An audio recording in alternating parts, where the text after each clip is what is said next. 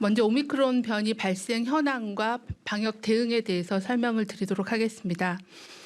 우리나라는 1월 3주 국내 확진자의 오미크론 변이 검출률이 50.3%로 증가하여 오미크론 변이가 우세종화되었습니다. 권역별 차이가 좀 있는데요. 권역별 검출률은 호남권이 82.3%로 가장 높고 경북권이 69.6%, 강원권이 59.1% 순으로 높았으며 전국적으로 오미크론 점유율이 빠른 속도로 증가하고 있습니다. 그간 국내 연구 결과를 종합하여 오미크론의 특성에 대해서 요약해서 말씀을 드리겠습니다. 오미크론 변이의 전파력은 델타 변이에 비해서 2배 이상 높고 중증도는 델타 변이에 비해 낮으나 인플루엔자보다는 다소 높게 보고되고 있습니다. 국내에서도 오미크론 변이의 중증도를 평가하기 위해서 국내의 확정 사례를 중심으로 비교를 해본 결과 오미크론 변이의 치명률이 0.16%로 델타 변이 바이러스의 0.8%에 비해 5분의 1 정도로 낮게 분석이 되었습니다. 하지만 오미크론 변이 유행이 확산돼서 고위험군 확진자가 증가할 경우 위중증으로 이어질 수 있어 위중증 사망자의 발생 규모가 증가할 가능성이 매우 높다라고 판단하고 있습니다. 오미크론 변이의 백신 효과에 대해서는 오미크론 변이의 감염 예방 효과는 2차 접종 후에 시간이 경과함에 따라 감소하지만 중증 예방 효과는 지속되며 특히 3차 접종을 한 경우에는 중화항체가가 상승하는 것을 확인하였습니다. 국내에서도 다양한 연령층과 다양한 접종 종류에 따라 3차 접종을 시행한 이후에 중화항체가의 변화를 측정한 결과 오미크론 주에 대한 중화항체가는 3차 접종 전에 대비해서 10배, 많게는 100배 정도 증가하는 것으로 확인이 되었습니다. 오미크론 변이에 대한 치료제 효과는 기존의 항체 치료제는 효과가 미미한 것으로 확인이 되었고 팍스로비드, 렘데시비어와 같은 항바이러스제는 입원 및 사망의 위험을 80% 이상 감소시키는 것으로 보고되고 있습니다. 중앙방역대책본부는 오미크론 변이가 중증화율이 낮지만 높은 전파력으로 단기간 내에 대규모 발생 시에는 방역, 의료 대응에 심각한 부담이 될 수 있고 개인 중증도는 낮지만 사회적 피해 규모는 증가할 것이라고 판단하고 있습니다. 특히 고령층 및 감염 취약시설에 전파될 경우 중환자 발생 규모도 동반 상승하기 때문에 감염 확산 억제와 고위험군 우선 보호를 지속적으로 시행하는 것이 필요합니다. 또한 사회활동을 활발히 하는 청장년층에서 발생이 가속화되고 확산될 경우 업무 공백으로 사회기능 유지에 지장을 초래할 수 있어 의료, 돌봄, 교육 등 주요한 사회 필수 기능 유지를 위해 3차 접종률을 높이고 분야별 업무 지속 계획을 수립, 시행하는 것이 필요하다고 판단하고 있습니다. 다음은 오미크론 우세화에 따른 방역 대응 이행 계획에 대해서 말씀을 드리도록 하겠습니다. 중앙방역대책본부는 오미크론 변이가 우세화됨에 따라 지난 1월 14일에 발표한 오미크론 대응 전략에 따라 방역 대응 체계 전환을 추진하겠습니다.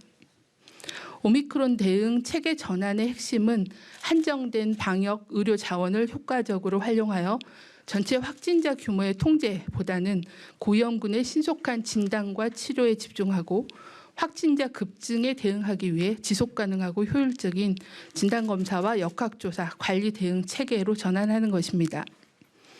먼저 진단검사 체계 전환에 대해서 말씀을 드리겠습니다.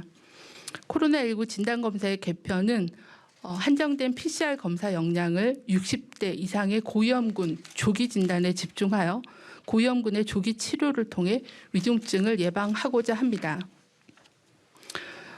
보건소의 선별진료소 PCR 검사는 60대 이상 고위험군 그리고 우선 검사 필요군에 집중하고 이외의 대상자는 보건소의 선별진료소의 자가 신속항원 검사를 시행하며 유증상자는 호흡기 전담 클리닉 등 지정 의료기관에서 진료와 검사를 시행하도록 합니다. 진단검사 체계는 오미크론 우세 지역인 4개 지역에 대해서는 1월 26일 날 우선 시범 적용하고 전국 확대를 추진하겠습니다. 두 번째는 확진자, 밀접 접촉자 관리 기준을 변경 적용하도록 하겠습니다. 오미크론 변이의 특성을 반영해서 예방접종 여부 그리고 증상 유무 등을 고려해서 확진자와 접촉자의 격리 기간을 변경하여 1월 26일부터 전국에 적용하도록 하겠습니다. 확진자의 격리 기간은 예방접종 완료자는 7일 그리고 미접종자 및 이외 접종자는 10일 격리를 하도록 합니다. 밀접 접촉자는 예방접종 완료자는 수동 감시를 하고 미접종자 등은 7일 자가격리를 하며 예방접종 여부와 상관없이 6일에서 7일 사이에 PCR 검사를 시행하도록 합니다. 7일 격리 해제 시에도 추가적인 3일 동안에는 KF94급의 마스크 상시 착용, 감염 위험도가 높은 시설의 방문 제한, 그리고 사적 모임 자제 등의 주의를 당부할 예정입니다. 다음은 예방접종 지속 추진이 필요합니다. 백신 접종은 오미크론 변이에도 여전히 가장 효과적인 예방수단입니다. 특히 감염 시에 중증, 사망의 위험이 높은 고령층의 미접종자 그리고 2차 접종 후에 3개월이 경과한 3차 접종 대상자들께서는 적극적으로 예방접종을 받아주시기를 요청을 드립니다. 특히 설 연휴가 시작되는 이번 주말부터는 빠른 전파력을 가진 오미크론 변이의 유행과 사람 간 접촉 증가로 확진자 폭증이 우려되므로 고향 방문 전에는 반드시 3차 접종을 받아주실 것을 당부를 드립니다. 예방접종의 효과는 뚜렷합니다. 지난 1월 2주차에 예방접종에 대한 효과를 분석한 결과 미접종자의 중증화율은 3차 접종자의 11배, 2차 접종자의 5배가 높은 것으로 지속적으로 확인이 되고 있습니다. 다음은 개인방역수칙 준수와 마스크 권고사항을 강화하였습니다. 오미크론 변이 확산을 억제하기 위해서는 생활 속 방역수칙을 지키고 상황별 권고 마스크를 올바르게 착용하는 것이 무엇보다도 중요합니다. 생활 속에서 KF94, KF80 마스크를 착용하기, 그리고 30초 이상 비누를 활용해서 손 씻기, 1일 3회 이상 환기하기, 사적 모임, 외출, 집단 행사는 최소화하기 등의 생활 속 방역수칙 준수를 지속적으로 해주시기를 요청을 드립니다.